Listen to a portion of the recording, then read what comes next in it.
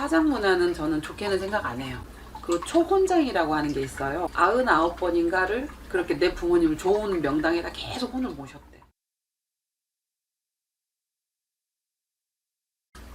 한 번은 산소를 했고 한 번은 화장을 했어요. 네. 어떤 게 좋은 건지 정말 궁금해요. 정말 효자시네요. 정말 궁금해야 맞는 거예요. 네.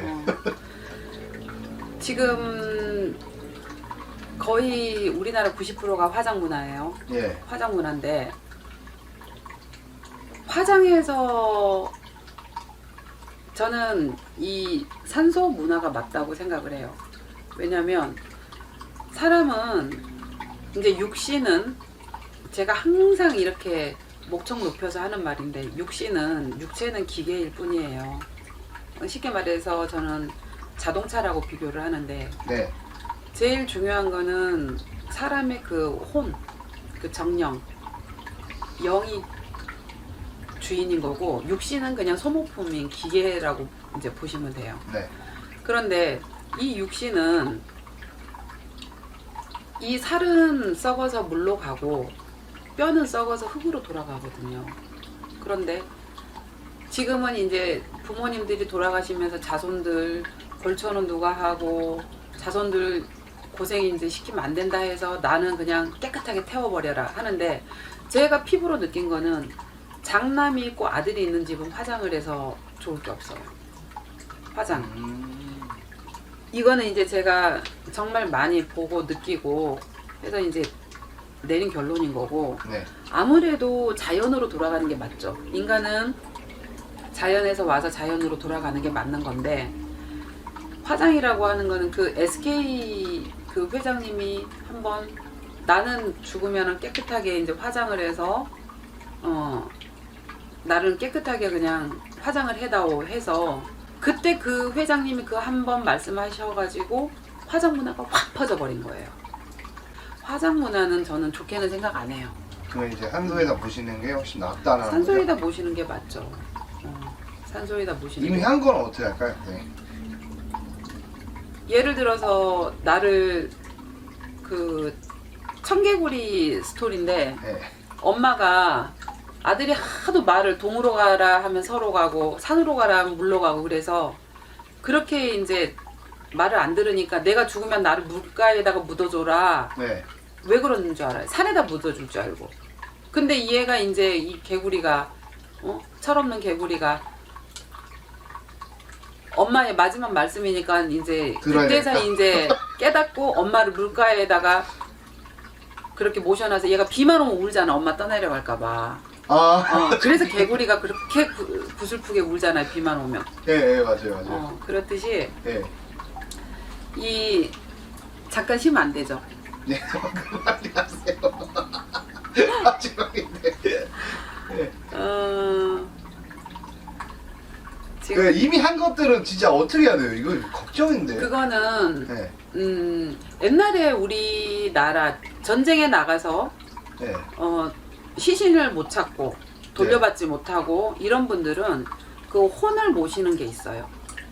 육신은 못 찾고 네. 그 혼만 이제 모셔가지고 이제 명당에다 모셔드리는 그 초혼장이라고 하는 게 있어요. 네. 그거는 이제 요즘은 세월이 좋아서 검색을 해보면은 다 뜨잖아요. 네.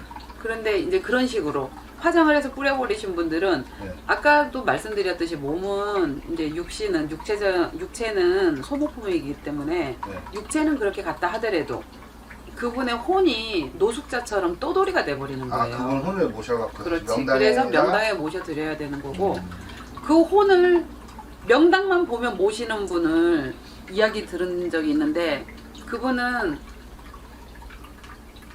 99번인가를 그렇게 내 부모님을 좋은 명당에다 계속 혼을 모셨대. 그래서 굉장히 많이 좋아지셨다라고 이제 말씀을 들은 적이 있는데 여기에서 한 가지 아셔야 될 게 있어요. 어떤 거요? 사람은 육신은 하나지만 혼이 네. 정신은 세 개예요. 그래서 사람이 기가 막히고 내가 기가 차면 혼자 앉아서 궁시렁궁시렁하고 말을 해요. 그건 내가 나한테 하는 말이거든. 시골에 보면 글쎄, 나이가 어린 친구들은 이제 이 이야기를 모르겠지만 저 같은 경우에도 어렸을 때 시골에서 불이 나갔다라는 거를 본 적이 있어요.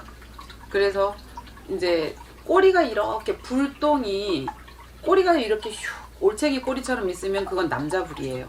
그리고 꼬리가 없고 동글동글동글한 불은 여자 불이거든요. 그러면 이제 윗동네에서 불이 떨어지면은 그쪽에서 2, 3일 안에 누가 돌아가셔요.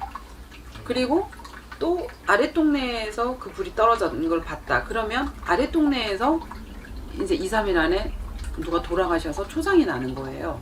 이제 그런 걸 이제 저는 보고 겪고 이렇게 컸는데, 맨 처음에 그 혼이 나가고 나서, 그러니까 사람은 몸뚱아리 하나에 혼이 3개라고 그랬잖아요. 누구나 다. 네.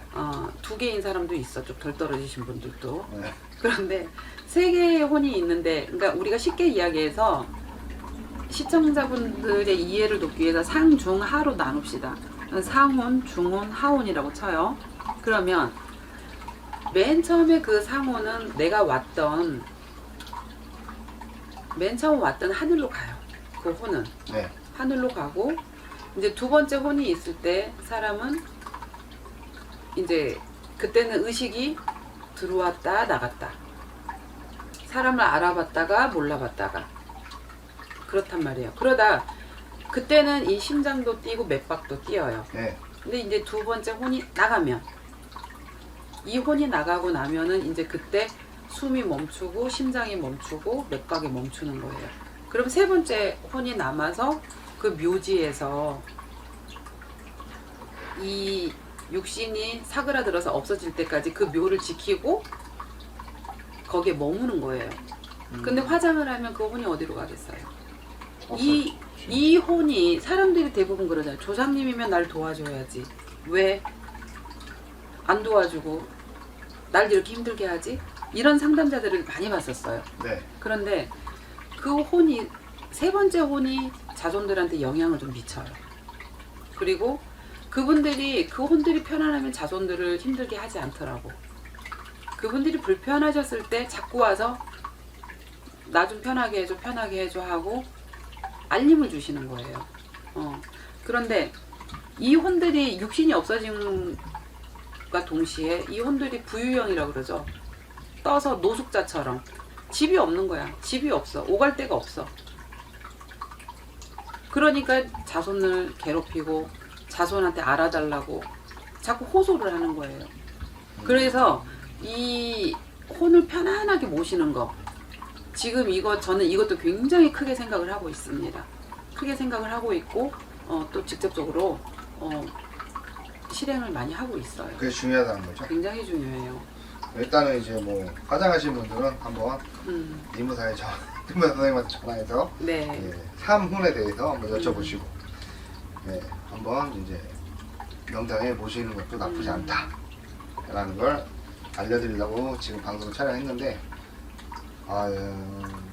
저도 이제 큰일이네. 나도 큰일이네. 아니요, 이제 우리 대표님 같은 경우에는 예. 어디에다가 모셨어요? 그 저희는 납골당. 납골당. 네, 저희 모셔갖고 귀신 아파트라 그러죠, 우리가. 거기서 모셔놨어요. 모셔놨는데 아버지랑 같이 계세요. 아버지 공동묘지 산소에 어머니 옆에 이렇게 모셔놔갖고 어떻게 자리가 또 그렇게 되더라고요. 묘지하고 납골당. 네. 신기하더라고요. 저희도 되게 신기했던 게 그렇게 될 수가 없다는데 됐어요. 왜냐면 아버지가 먼저 돌아가셨기 때문에 그 옆에 있는 자리가 원래 안 되는데 그게 생긴 거예요. 어머니 돌아가시면서 바로 거기에 있는데, 아버지는 일단 산소에 계시니까 낮은 데 있고 항상 어머니가 셌으니까 위에 있어요. 신기하게. 네. 일단은 알겠습니다. 네.